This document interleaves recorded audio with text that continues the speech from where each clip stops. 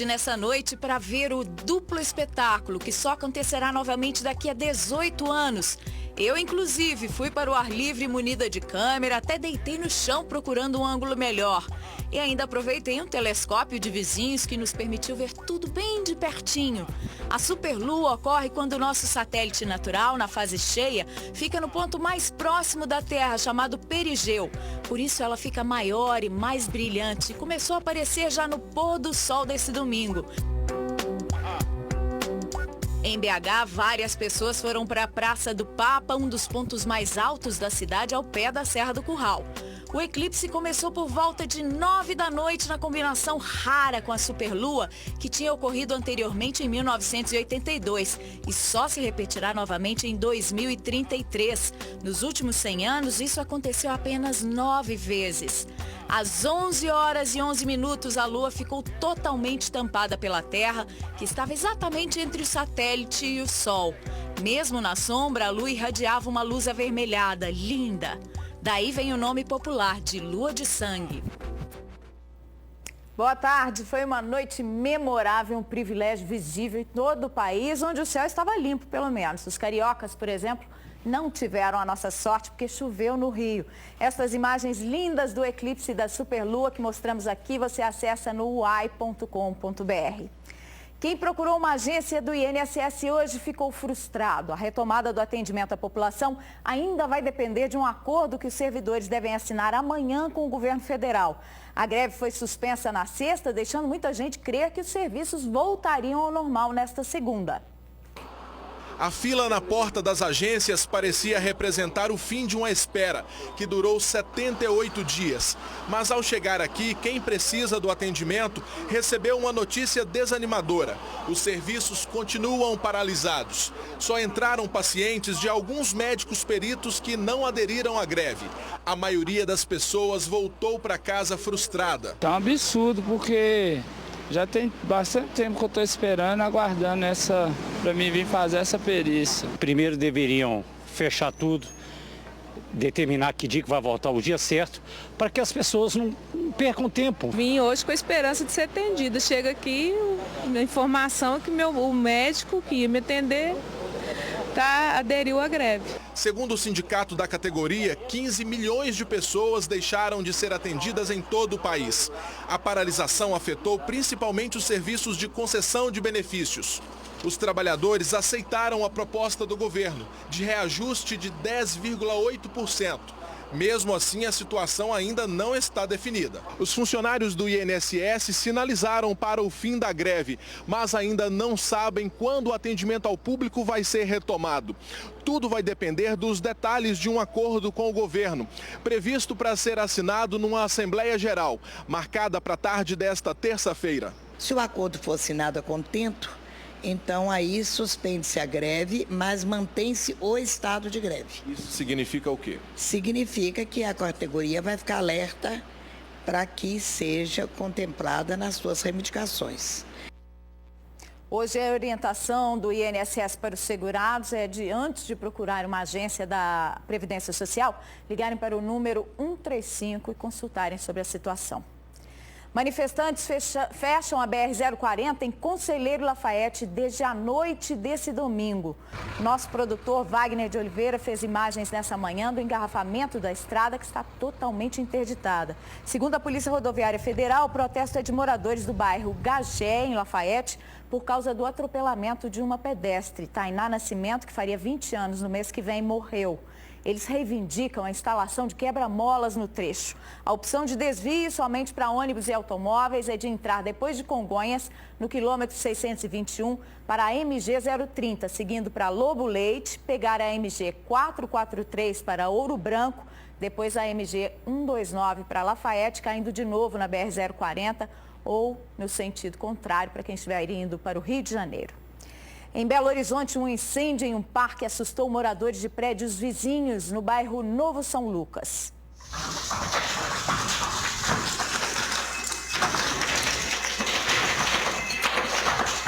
As árvores queimadas estalavam e o fogo ardia em chamas altas de até 5 metros de altura, bem junto à janela do apartamento de Nelson Flores, que fez estas imagens enviadas para o portal UOL. A fumaça e as cinzas invadiram o imóvel. Foi a população do bairro que se mobilizou para combater o incêndio no Parque Marcos Pereira de Melo, que chamuscou a fachada deste edifício. O fogo começou pouco antes das 3 da tarde desse domingo. Vizinhos do parque usaram as mangueiras de incêndio de seus próprios prédios e também mangueiras comuns para combater o fogo. Eles já haviam ligado várias vezes para o Corpo de Bombeiros, onde diziam que estavam atendendo outras ocorrências. A situação amenizou com a chegada de um caminhão-pipa da Brigada de Combate a Incêndio do Parque das Mangabeiras. O dos bombeiros chegou 1h30 depois que o fogo começou, quando as chamas já estavam quase debeladas. A comunidade reclama que o parque de 3.900 metros quadrados está abandonado e que não tem vigilância. A Fundação de Parques Municipais disse que há suspeita de que o incêndio tenha sido criminoso e que está fazendo uma vistoria para apurar os danos e levantar as providências necessárias. Também foi pedida a presença de guardas municipais para poder trabalhar na segurança da área. Já chega ao 4º dia o incêndio que atingiu o prédio da Prefeitura de Santa Luzia, na Grande BH. O fogo já destruiu os escritórios onde funcionavam 4 secretarias. Quem mora na região passou a noite vigiando as chamas que não cederam no prédio da Prefeitura. Só viu incêndio? Só. Já são 4 dias de combate ao incêndio. O fogo começou no 3º e 4º andares, onde não havia funcionamento de secretarias. O prédio estava sendo reformado e ainda não se sabe o que provocou o início das chamas. Cerca de 50 homens do Corpo de Bombeiros combatem o incêndio.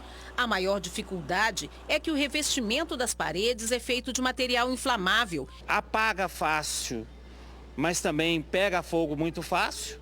Tá?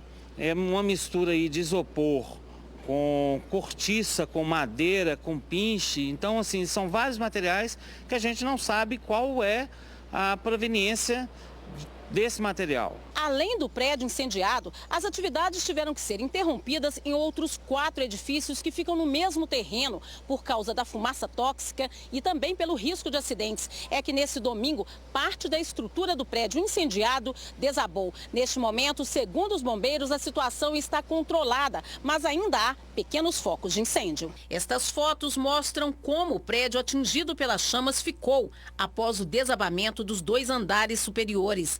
Embaixo funcionavam 4 secretarias de desenvolvimento social, desenvolvimento econômico, urbano e meio ambiente.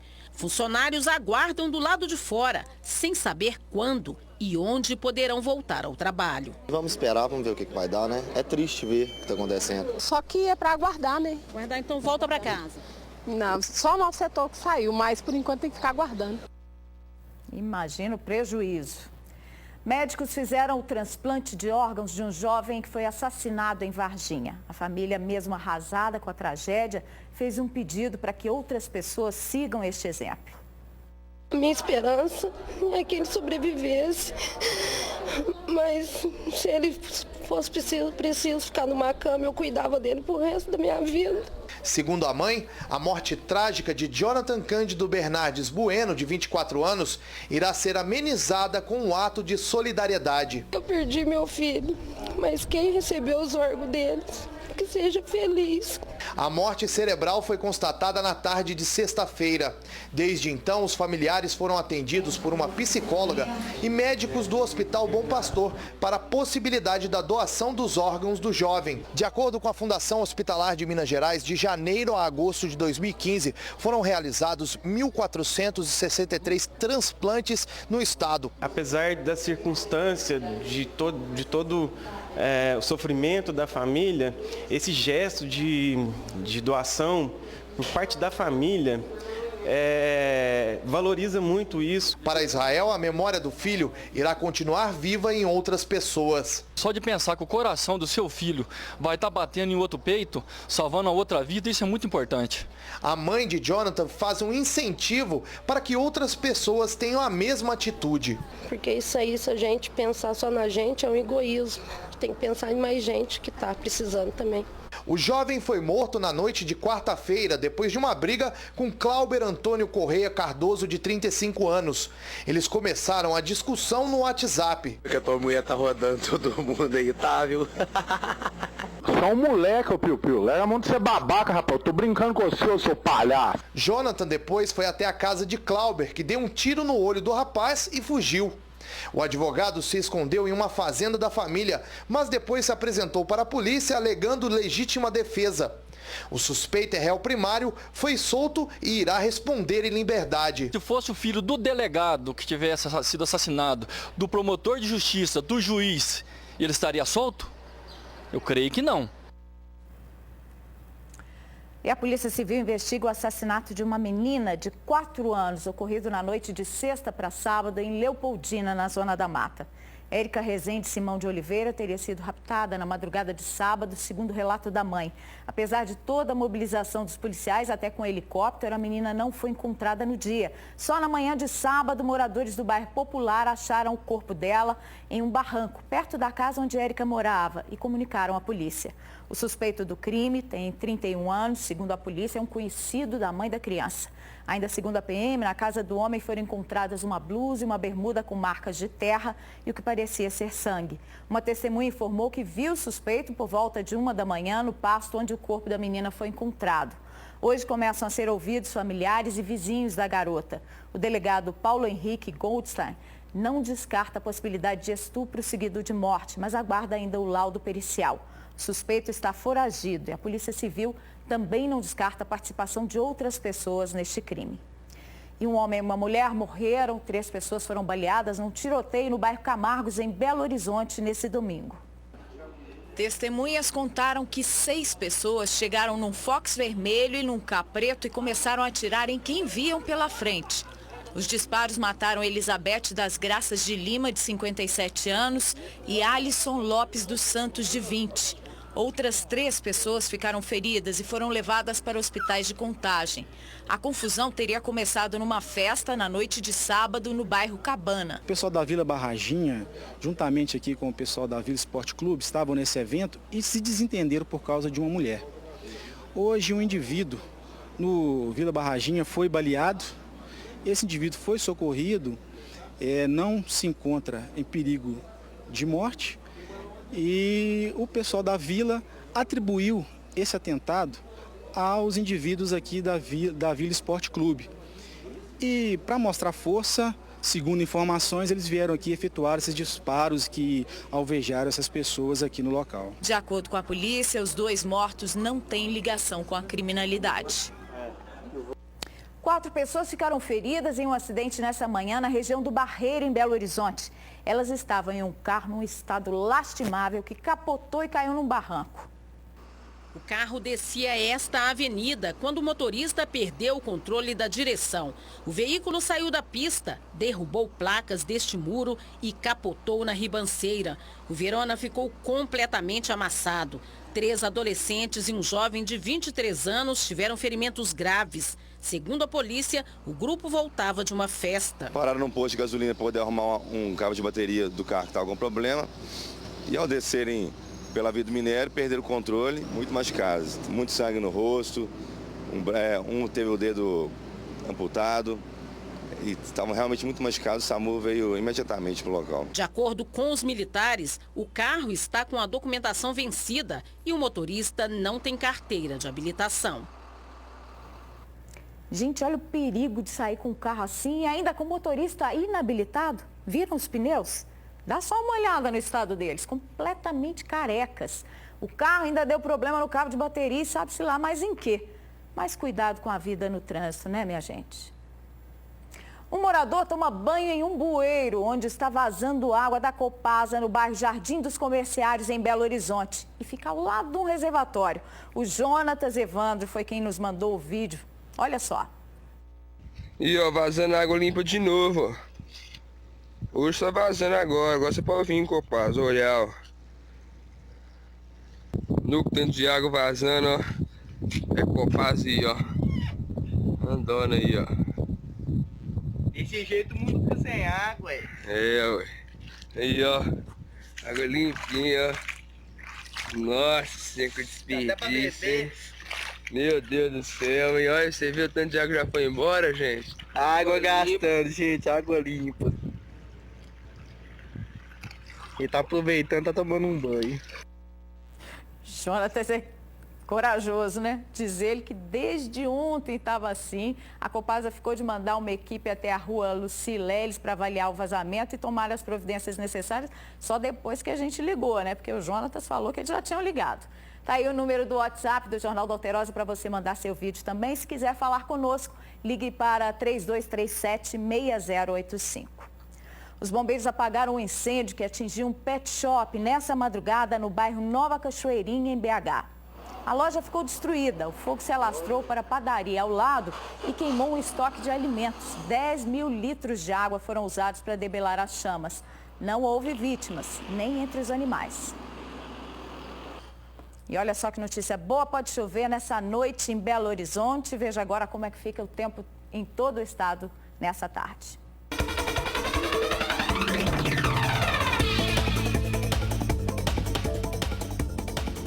Mais um dia de sol, muito calor e tempo seco em todo o estado. Apenas nos vales do Rio Doce e Jequitinhonha, o céu passa a parcialmente nublado. Belo Horizonte tem máxima prevista de 36 graus. Ela chega a 30 em Almenara, 32 graus em Pouso Alegre. Em Três Marias, os termômetros atingem 40 graus e 38 em Uberaba. O tempo em Belo Horizonte, por enquanto, continua aberto. Dia de sol, céu azul, a temperatura neste momento é de 31 graus e a umidade relativa do ar está em 33%. Motociclistas vestiram roupas elegantes e participaram de um passeio por uma causa nobre nesse domingo na capital. Recolher doações para pesquisas em busca da cura do câncer de próstata.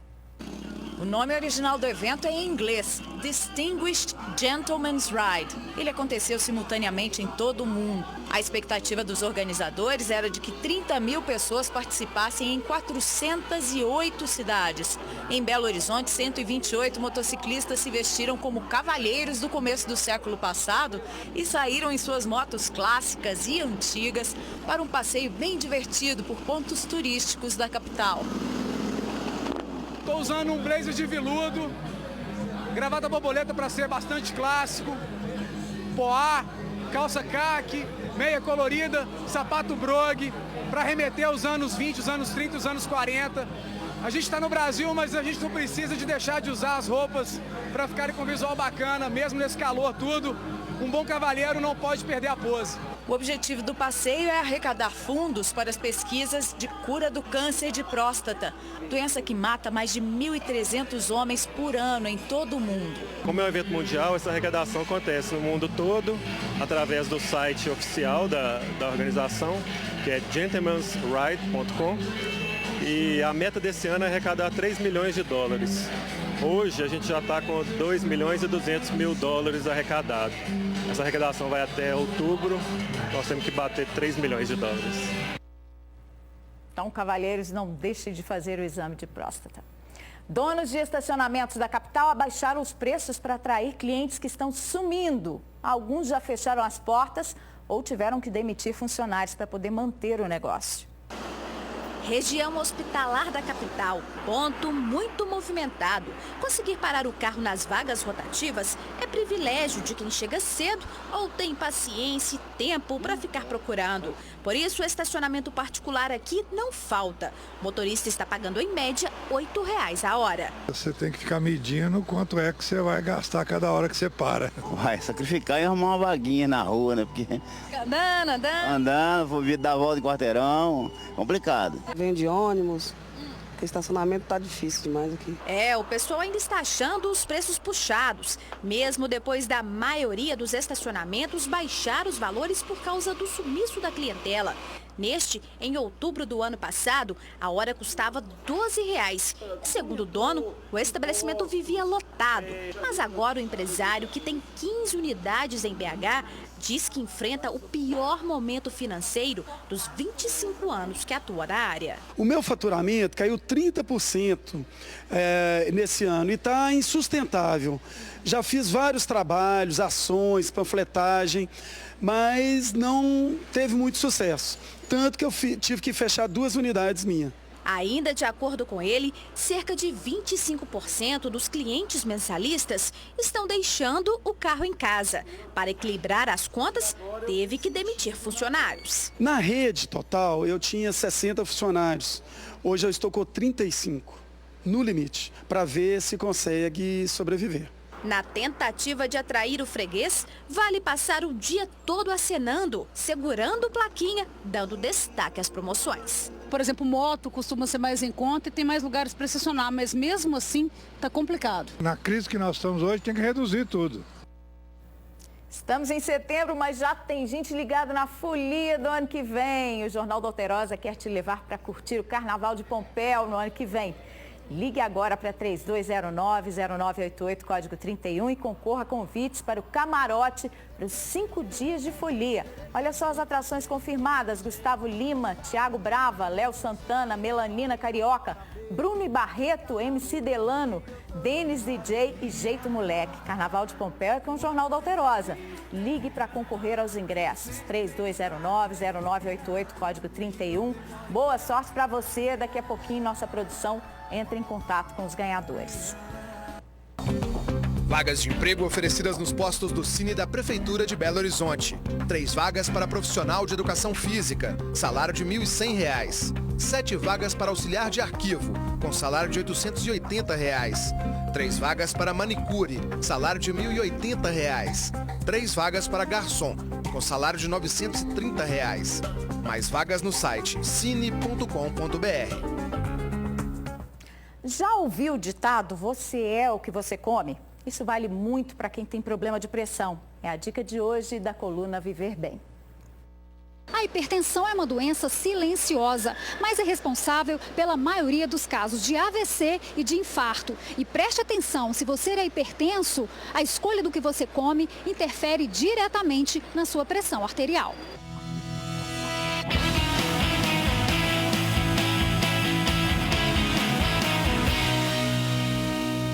O que o senhor tirou do cardápio ou colocou no cardápio por causa da sua pressão alta? A fritura. Fritura a gente diminuiu bastante. Quase não tenho comido fritura. A senhora usa sal para temperar a sua comida? Uso. Muito ou pouco? Pouco. Tomo remédio, como verduras e de manhã frutas. Alimentação saudável, então, ela vai ser auxiliar no tratamento, né, junto com a medicação. E existem alguns alimentos que podem favorecer, então, o controle da pressão dentro da normalidade. A melancia é um alimento que seria importante, porque ela tem uma substância que, quando a gente consome, vai formar óxido nítrico. O óxido nítrico, ele ajuda a relaxar a musculatura, né, as paredes dos vasos sanguíneos, das artérias, e com isso ele melhora o controle da pressão. O morango ou frutas vermelhas, no geral, também é importante, porque eles são ricos em antocianina, que é uma substância que ajuda a aumentar o colesterol bom e diminuir o colesterol ruim. A pessoa deveria fazer o hábito de substituir todos os carboidratos, por exemplo, por carboidratos integrais e adicionar na dieta farelos, farelo de trigo, sementes como a semente de girassol e a semente de abóbora. Uma pessoa que tem hipertensão e não se cuida pode viver até 16 anos a menos do que uma pessoa que não tem pressão alta. E sobre isso eu converso com o Dr. Marco Aurélio Toledo, que é cardiologista. Quais são os riscos para uma pessoa que tem hipertensão e não se cuida? Olha, os riscos são muitos, porque a hipertensão ela é silenciosa. Então, principalmente as doenças cardiovasculares, como o infarto agudo do miocárdio e o acidente vascular cerebral, principalmente. A pressão arterial ideal hoje considerada é abaixo de 14/9. A maioria das pessoas não sente nada. Então, ela só consegue saber se ela é hipertensa ou não medindo a pressão arterial. Você viu que viver bem é uma questão de atitude. Faça escolhas inteligentes e tenha uma vida muito mais saudável. E dicas como essa você encontra lá no meu blog, viverbematéo100.com. Seca no Belvedere, em BH, foi palco mais uma vez da corrida mais charmosa da cidade. O Encontro Delas, promovido pela revista Encontro do Grupo Diários Associados, e que reuniu 1.500 corredoras e cerca de 5.000 pessoas na manhã desse domingo. Antes da corrida, alongamento e cuidado com a beleza. Enquanto as mamães se preparavam, a criançada brincava acompanhada por monitores. Até que foi dada a largada para os 6 quilômetros de prova. 3, 2, 1... No final, todo mundo ganhou medalha. As 3 primeiras de cada uma das 6 categorias ainda ganharam um troféu e uma medalha exclusiva. A prova deste ano agradou amadores e profissionais. E é muito legal, assim, participar desse evento, muito gostoso, muito prazeroso. E é um circuito um pouco difícil, realmente tem bastante subida, mas é muito gostoso estar aqui com essa mulherada toda. Essa corrida pra mim, eu não perco ela, bem sempre. É uma corrida maravilhosa, só de mulheres. E a gente tem vários mimos nessa corrida. Sensacional, cheguei abraçando, sorrindo e pulando. São 1.500 atletas correndo, cerca de 5.000 pessoas. As inscrições esgotam-se com 15 dias antes. Quer dizer, é uma corrida que, de forma surpreendente, se você quiser correr na véspera, você não consegue. Então tem que ter muita antecedência, porque a procura é cada vez maior. Mais surpreendente ainda nesse calorão, né? Outras informações você vai ver nos nossos noticiários da noite em todo o estado. Eu volto amanhã. Boa tarde para você.